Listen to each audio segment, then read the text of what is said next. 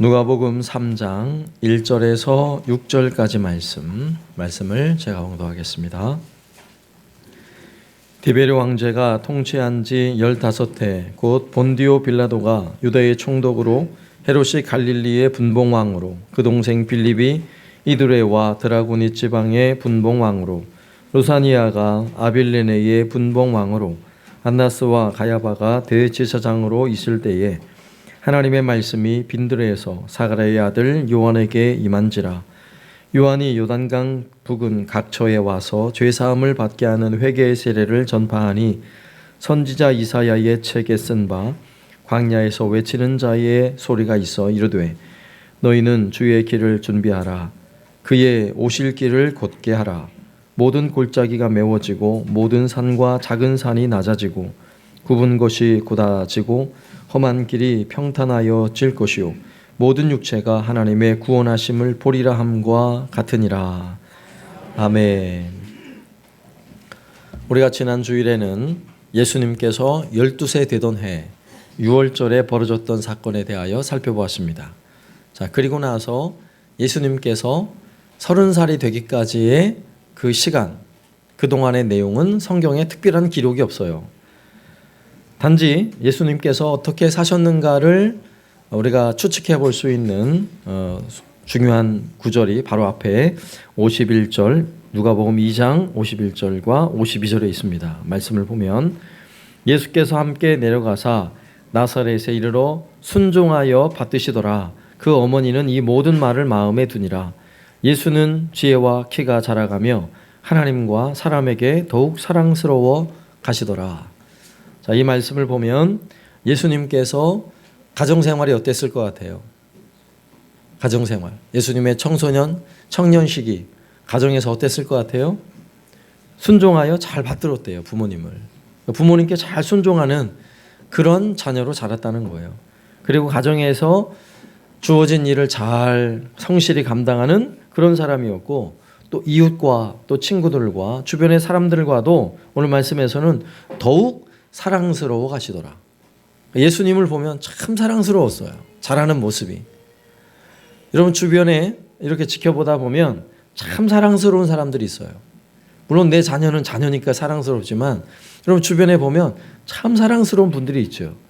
여러분 교회 안에서도 같이 신앙생활 하다 보면 사랑스러운 분들이 참 많이 계세요. 교회 안에. 여러분 사랑스럽다는 이 표현 속에는 어떤 의미가 담겨 있는 줄 아세요? 하나님의 은혜가 있다는 거예요. 그래서 오늘 말씀에 하나님과 사람에게 더욱 사랑스러워 가시더라. 예수님께서 성장하면 성장할수록 예수님에게 하나님의 은혜가 풍성히 임하고 있는 것입니다. 뿐만 아니라 예수님을 통해 주변의 수많은 사람들에게 하나님의 사랑이 막 흘러가는 것 같아 보여요. 자, 예수님이 이렇게 잘하셨어요. 자, 그리고 이제 예수님이 이제 30세가 되는 해, 예수님이 공생애를 시작하는 그 해에 예수님이 살던 당시에 시대적 상황이 어땠는지를 가르쳐주는 말씀이 오늘 본문의 말씀이에요. 오늘 본문에는 세 가지로 특징되는 세 부류의 사람들이 있어요. 한 부류의 사람은 로마의 가장 강력한 통치권을 가진 사람이고요. 또 한 부류의 사람은 유대 민족의 왕으로서 통치권을 가진 사람이고요. 그 다음에 세 번째는 종교적 권력, 종교적 통치권을 가진 사람들, 이 세 부류의 사람들을 소개하고 있는데 먼저 그들이 어떤 사람들인가를 한번 살펴보려고 해요. 먼저 첫 번째, 로마의 강력한 권력을 가진 사람들. 그들이 오늘 3장 1절에서는 디베리오 황제가 통치한 지 15해 곧 본디오 빌라도가 유다의 총독으로. 자, 예수님이 살던 시대는 로마 시대였죠. 로마 시대의 최고의 통치권자는 황제였습니다. 그런데 디베리오 황제가 15년 동안 다스리고 있던 그 해라는 거죠. 자, 디베리오 황제는 그의 아버지가 옥타비아누스 황제예요. 여러분 옥타비아누스는 로마 시대의 황제들을 조금만 아는 분은 그가 얼마나 대단한 사람인지 알아요. 로마의 혼돈의 시기를 거쳐 드디어 팍스 로마나 평화의 로마를 일구었던 사람이 바로 옥타비아누스. 그래 그의 업적이 너무나 대단해서 옥타비아누스의 본명을 뭐라고 불렀냐면 아구스도라고 불렀어요. 예수님이 태어나던 당시에 호적하라는 명령을 내렸던 아구스도 황제. 그러면 왜 아구스도라는 이름을 붙였냐면 그 아구스도라는 호칭은 존엄자, 신에게서부터 온 사람, 이런 뜻을 가지고 있어요. 그러니 로마의 첫 번째 초대 황제가 되었던 이 옥타비아누스 아구스도는요, 그가 황제라는 것 자체가 일반 사람들하고는 다르다는 거예요. 거의 신의 경지에 이른 사람, 이렇게 추앙받는 사람이에요. 근데 그의 아들 디베료가 황제로 있었다고 말해요. 그러니까 그 아버지 아들 디베료도 마찬가지로 그런 막강한 권력을 가지고 있고 신과 같은 존재죠. 그래서 우리가 성경을 읽다 보면 갈릴리 호수를 여러 가지 이름을 붙이는데 그 중에 디베리아 바다 그러죠. 디베리아. 여기서 디베리아라는 이름이 바로 티베리우스 황자의 이름을 딴 호수의 이름이에요. 왜 이렇게 이름을 지었냐면 이 갈릴리 호수 남단에 아주 멋진 도시를 건축해요. 그리고 그 도시를 황제의 이름을 따가지고 디베리아라는 이름을 지은 거예요. 그래서 갈릴리 호수를 디베리아 바다 이렇게 호칭을 한 것입니다. 자, 그렇다는 것은 황제의 그 이름만 가지고도 많은 사람들이 그 황제의 이름 그 하나만 가지고도요 굉장히 좋아한다는 거예요. 그 이름이 대단한 권력을 가지고 있다는 거죠.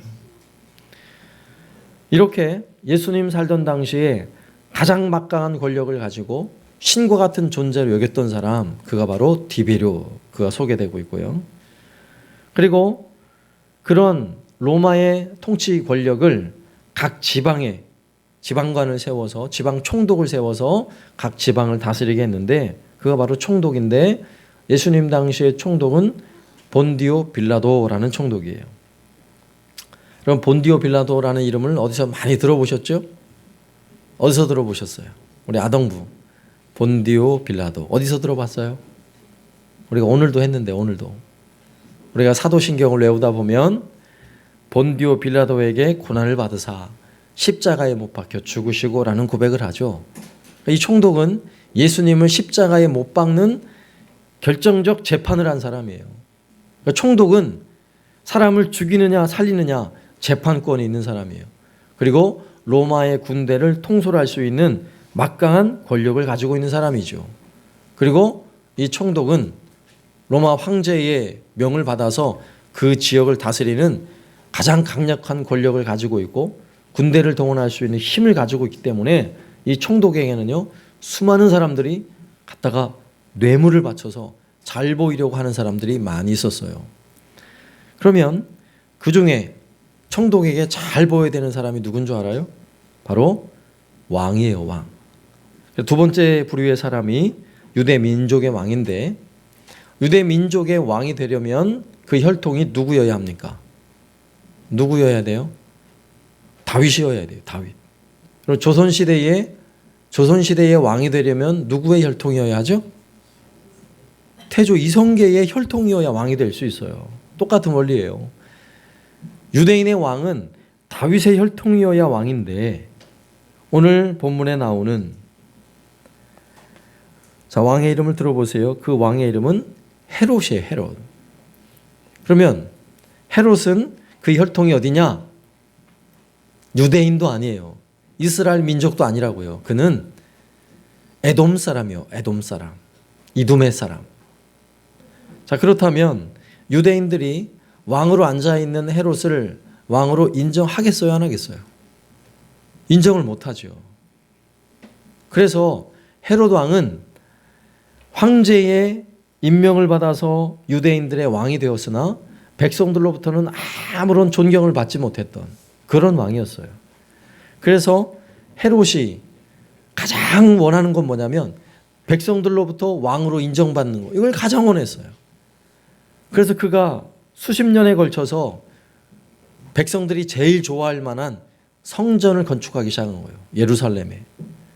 으리으리한 성전, 어마어마한 성전을 건축하기 시작해요. 그러면 성전을 지으려면 어떻게 해야 돼요? 많은 돈이 있어야 되잖아요. 그래서 백성들에게 엄청난 세금을 거두어 드리고 또 그 일을 하려면 수많은 일꾼들이 필요해요. 백성들을 끌어다가 일을 시켜서 결국은 백성들의 마음을 사려고 했지만 더 그들의 마음을 빼앗기는 참 불행한 왕이죠. 바로 이 헤롯이 누구냐 하면 예수님께서 이 땅에 태어나셨을 때 마태복음 2장 2절과 3절에 보면 동방에서 온 박사들이 이렇게 말을 해요. 마태복음 2장 2절과 3절 유대 왕으로 나시니가 어디 계시냐? 우리가 동방에서 그 별을 보고 그에게 경배하러 왔노라 하니 헤롯 왕과 온 예루살렘이 듣고 소동한지라. 이게 헤롯 대왕, 헤롯 1세거든요. 헤롯 1세가 예루살렘에 왕이 나셨다 하는 소리를 들으니까 어떻게 했어요? 그냥 미쳐버린 거예요. 내가 왕인데 그러지 않아도 백성들이 나를 왕으로 인정하지 않아서 열이 받아 죽겠는데 왕이 나셨다는 거예요.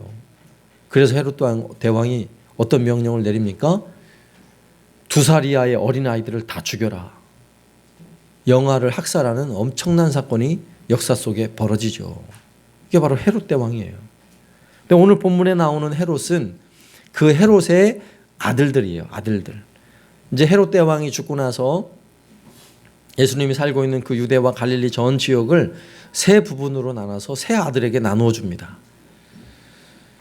그래서 헤롯 아킬레오라는 왕이 유대와 사마리아를 다스리고 그리고 헤롯 안디바라는 왕이 갈릴리 위쪽 지역을 다스리고 그리고 헤롯 빌립이라는 왕이 더 북쪽으로 올라가서 이두레라는 지역을 다스리게 돼요.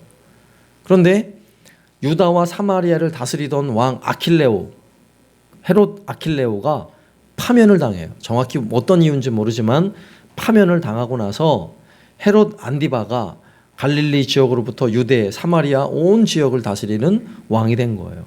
오늘 성경에 나오는 헤롯은 바로 그 헤롯이에요. 그리고 헤롯 빌립 이야기가 나오죠.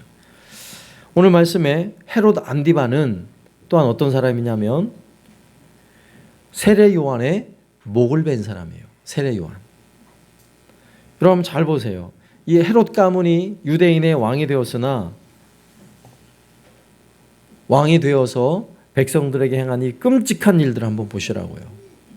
왕이 되었으나 도무지 백성들을 위하지 않는 왕이 되어버린 거죠.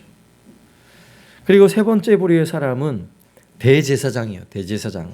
오늘 성경에는 2절 말씀에 안나스와 가야바가 대제사장으로 있을 때에 라고 말씀하죠.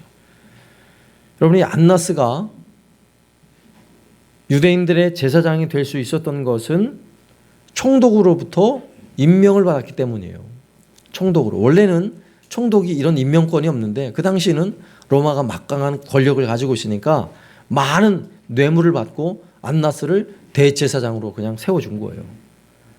그래서 이 안나스는 대제사장이 된 이후에도 성전에서 거두어들이는 수많은 헌금과 세금을 가지고 자기가 실컷 먹고 즐기고요. 그리고 그 세금을 걷어서 총독에 갖다 바치는 거예요. 열심히 갖다 바치는 거예요. 그러다가 이 안나스도 탐욕이 어두운 사람인 걸 알고 나중에 제사장직 파면을 당해요.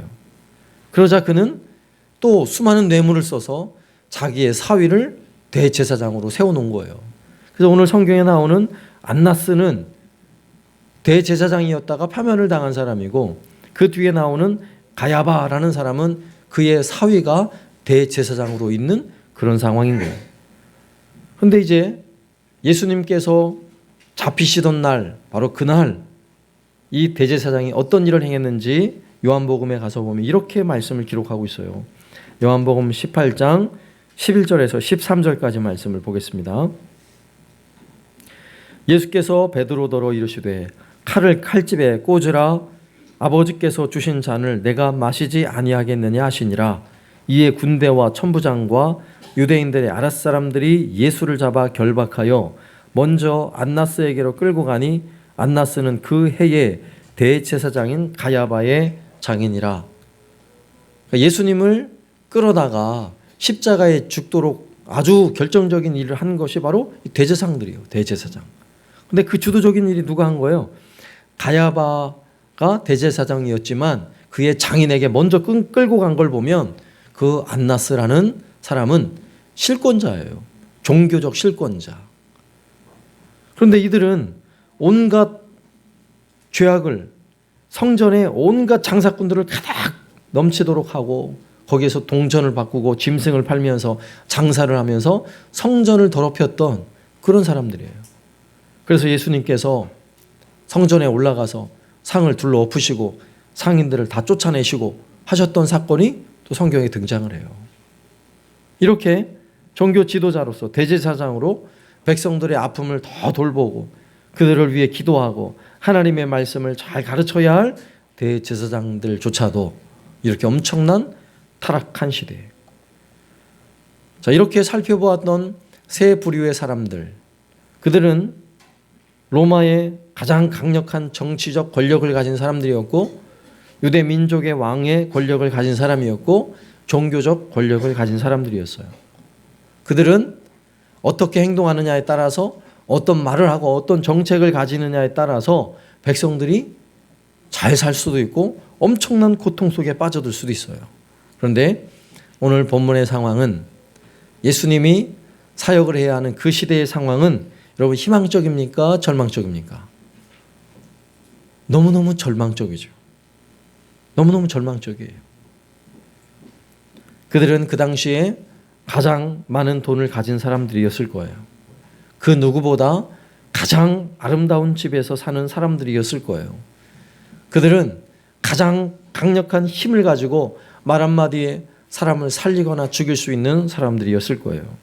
그러나 그들은 오히려 백성들을 억압하고 고통스럽게 하고 온갖 비리를 만들어내고 백성들을 가난에 빠져들게 만드는 권력자들이었던 거죠. 여러분, 이런 시대에 정말 이상한 사람이 하나 등장해요. 정말 이상한 사람. 마태복음 3장 4절에서는 그를 이렇게 기록하고 있어요. 이 요한은 낙타 털 옷을 입고 허리에 가죽띠를 띠고 음식은 메뚜기와 석청이었더라. 자, 세례 요한에 관한 이야기죠. 그가 낙타 털 옷을 입고 허리에 가죽띠를 띠고 그리고 음식으로는 메뚜기와 석청을 먹었다는 것은 그가 평범한 사람이 아니라는 거예요. 그의 삶이 앞서 얘기했던 권력을 가지고 힘을 가지고 온갖 부를 누리며 살았던 사람들과는 완전히 다른 부류의 사람이라는 거죠. 그에게는 안전한 집도 없어요. 그에게는 많은 돈도 없어요. 권력도 없어요. 그는 그렇게 유명한 사람도 아니에요. 그런데 오늘 본문으로 돌아와서 누가복음 3장 2절에서는 앞서 말했던 대제사장 안나스 가야바 그들과 너무나 비교되는 그런 특징을 설명하고 있어요. 말씀을 보면 안나스와 가야바가 대제사장으로 있을 때에 하나님의 말씀이 빈들에서 사가랴의 아들 요한에게 임한지라. 여러분, 뭐가 좀 감이 오십니까? 낙타 털옷 입고 가죽띠 띠고 그저 메뚜기나 꿀, 석청 이런 걸 먹고 광야에서 지내는, 오늘 본문에 빈들 광야에서 지내는 별로 유명하지도 않고 세상 사람들은 별로 관심도 가지지 않는 그러한 한 사람 요한에게 뭐가 임했다고요? 뭐가 임했다고요? 하나님의 말씀이 임한지라 라고 말씀하고 있어요. 여러분, 광야의 생활이 어떨까요? 광야는 사람들이 많이 가는 곳이 아니에요. 광야는 쉴 만한 곳이 많지 않아요. 먹을 양식도 별로 없어요. 너무나 다른 생활을 하고 있어요. 그런데 중요한 사실은 그 광야에, 세례 요한이 있는 그 광야에 하나님의 말씀이 임하고 있다는 사실입니다. 여러분 잘 보세요. 우리가 세상적인 눈으로 보면 앞서 말했던 로마의 통치권자, 유대 민족의 왕, 그리고 종교적 권력을 가진 사람들, 그들이 먹고 사는 면에서는 훨씬 낫습니다. 그들은 도시에서도 가장 좋은 집을 짓고 가장 안전한 곳에서 사는 사람들이에요. 그런데 절망적이죠. 아무런 희망이 없어 보이죠. 그러나 광야에서 제대로 된 집도 없고 제대로 된 음식도 없는 광야에서 살고 있는 세례 요한. 그를 아무도 주목하지 않아요. 그런데 오늘 말씀에서 그에게 그 광야에 하나님의 말씀이 임하니라. 이 말씀을 보니까 여러분, 희망은 권력자들에게 있는 게 아니라 하나님의 말씀이 임하고 있는 광야의 요한에게 있다는 느낌이 오지 않으십니까? 오늘 성경은 우리에게 이걸 분명하게 가르쳐주고 있는 것입니다. 하나님의 말씀이 원래는 적어도 대제사장에게 임해야 하는 거 아니겠어요? 그런데 세례 요한, 광야에 있는 세례 요한에게 임하고 있다고요. 적어도 헤롯이 의리하게 지어놓은 그 성전에 하나님의 말씀이 임해야 하는 것 아니겠어요? 그런데 척박한 땅, 광야에 하나님의 말씀이 임하고 있는 것입니다. 여러분, 하나님의 말씀이 로마의 존엄자 아구스도, 신이 보낸 사람이라고 일컬어지는 황제에게 임하지 않고 정말 초라할 것, 보잘것없는 한 사람 요한에게 하나님의 말씀이 임하고 있는 것입니다. 여러분, 여기에 희망이 있는 거예요. 여기에. 마치 이스라엘 백성들이 애굽을 나와서 가나안 땅을 가는 그 여정 속에 광야에 머물고 있을 때에, 광야에 아무런 양식이 없잖아요. 마실 물이 없잖아요. 그런데 아침마다 하나님은 만나를 내려주셨어요. 그래서 광야의 삶이 하나님이 내려주시는 그 만나가 희망인 거예요. 만나를 먹고 40년 굶어 죽지 않았어요. 끼니를 거르지 않았다고요. 여러분, 광야에 사는 세례 요한에게 하나님이 내려주신 하나님의 말씀이 세례 요한에게 영의 양식이 된 거죠. 그리고 광야에서 내려주셨던 하나님의 말씀, 그것은 오늘날 우리에게도 양식인 거예요.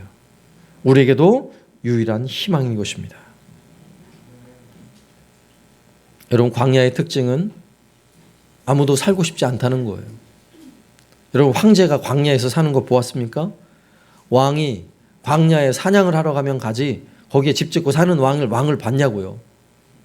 대제사장들이 광야에서 거기서 지내냐고요. 그러지 않는다고요. 그러면 왜 세례 요한은 광야에 머물고 있을까요? 세례 요한이 광야로 나간 이유는 말씀을 받기 위해서 광야로 간 게 아니라 아예 세상을 포기하고 광야에 들어가 있는 것입니다. 그 이유는 광야에서 세상의 소리가 들리지 않는, 세상의 권력과 세상의 힘이 미치지 않는 바로 그곳에서 하나님의 은혜를 구하고 있는 사람이에요. 세례 요한은 하나님의 말씀이 임하는 은혜를 기대하는 사람이 바로 세례 요한인 것입니다. 오늘 성경에서 그러한 세례 요한을 이 땅에 오실 메시아를 예비한 사람, 예수님의 길을 미리 예비하러 왔던 엘리야, 바로 그가 세례 요한이라고 말씀하고 있는 것입니다. 오늘 말씀에서 바로 이 광야에 우리를 초대하고 있다는 사실 여러분 아십니까? 여러분, 황제처럼 살고 싶으세요? 여러분, 황제가 되고 싶어도 우리는 될 수가 없죠. 여러분, 왕처럼 살고 싶습니까? 제가 볼 때 이 자리에도 왕이 될 만한 사람도 없는 것 같아요. 아니면 오늘 대제사장들처럼 막강한 종교적 권력을 가지고 그냥 겉으로만 그럴싸하게 온갖 죄와 악행을 저지르면서 여러분 살길 원하십니까? 싫잖아요. 거기에는 희망이 없잖아요. 여러분, 우리에게 유일한 희망은 우리가 광야에 머물면서 우리도 하나님의 말씀을 갈급해야 한다는 사실이에요. 하나님의 말씀이 나에게 임해야 돼요. 오늘 본문의 시대적 상황이 오늘 우리가 살고 있는 이 시대와 똑같습니다. 똑같아요. 여러분, 궁궐 같은 집에 머물려고 하지 마시고 광야에 머무시길 바랍니다. 여러분, 세상의 소리가 들려오는 곳에 여러분의 마음과 희망을 두지 마시고 하나님의 말씀이 들려오는 곳에 여러분의 마음을 두시길 바랍니다. 하나님의 말씀이 내게 은혜로 임하기 시작하면 내 삶이 진짜 광야와 같이 산다 할지라도 거기에 희망이 있는 거예요. 굶어 죽지 않아요. 세례 요한이 선택한 삶의 방식, 광야에서 살고 낙타 털옷을 입었다는 것은요, 여러분 밍크코트 그런 거 아니에요. 아주 천한 옷을 입고 살았다는 거예요. 메뚜기와 석청을 먹었다는 것은 고급 음식을 먹었다는 게 아니에요. 오늘날에는 그게 고급 음식이지만 그 당시에는 광야에서 굶주리며 사는 사람들이 먹는 스타일이 메뚜기와 석청을 먹는 거예요.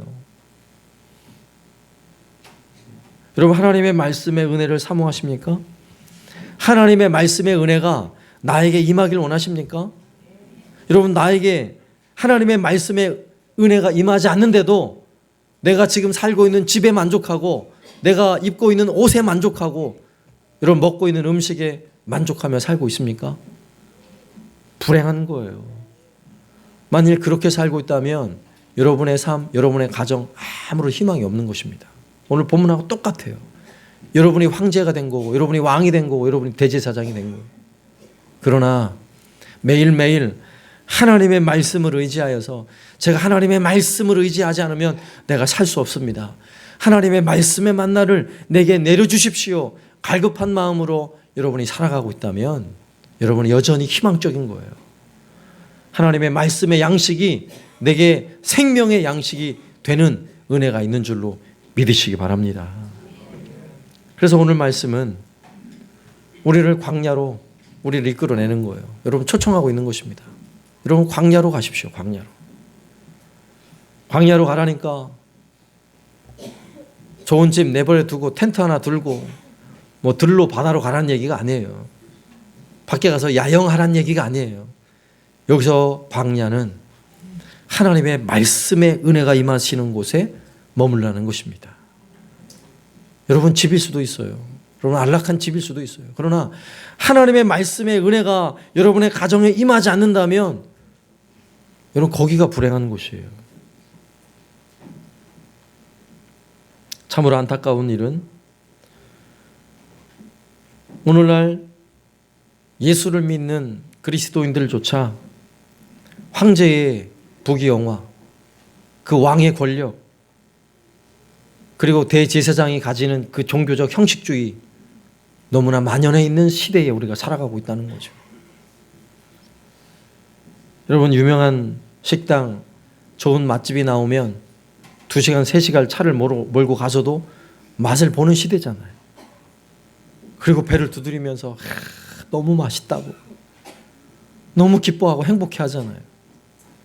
여러분 경치가 좋고 기가 막힌 풍경을 가진 곳 이런 곳이 있으면 막 비행기를 타고 비싼 돈 들고 가서라도 구경을 하고 힐링이 됐구나 이러고 돌아오잖아요. 진정한 힐링은 거기에 있는 것이 아닙니다. 하나님 말씀에 있다는 사실을 믿으시기 바랍니다. 하나님의 말씀이 나에게 임재하지 않으면, 하나님의 말씀이 내게 은혜로 임하지 않으면 우리는 지금 기근이 찾아오고 있는 거예요. 영적 기근이. 점점 암흑의 시대가 찾아오고 있는 것입니다. 하나님의 말씀의 은혜가 임하는 광야로 나오시길 바랍니다. 광야로. 바로 그 광야는 절제된 삶이 있는 곳이에요. 그 광야는 하나님의 음성에 귀를 기울일 수밖에 없는 곳이에요.